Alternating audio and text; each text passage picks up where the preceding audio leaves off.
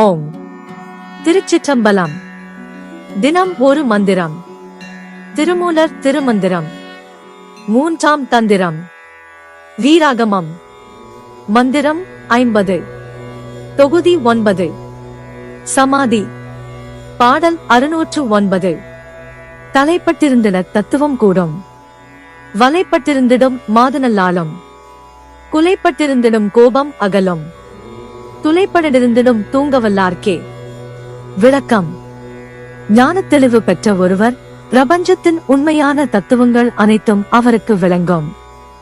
சமாதி யோக நிலையில் இருப்பவர் மாயை என்னும் வலையில் சிக்காமல் குண்டலினி சக்தியாகிய அன்னையின் அருளும் அவருக்கு கிட்டும். மனதை அலைக்கழித்து அழிவை உண்டாக்கும் கோபம் என்ற தீய குணங்கள் அவரை விட்டு முழுமையாக நீங்கும். தூங்காமல் தூங்குகின்ற ஆழ்நிலை தியானத்தில் உள்ளவர்கள், தராசு போல மனதை சமநிலையில் இருப்பவர்களுக்கு இவை கைகூடும்.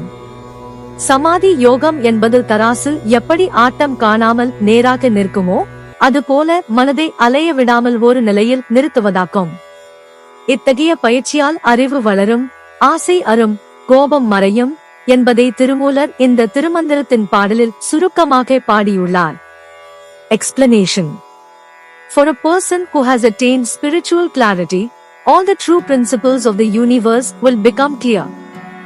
One who is in the state of Samadhi Yoga will not be caught in the net of illusion, and the grace of the Mother, the Kundalini Shakti, will be bestowed upon them.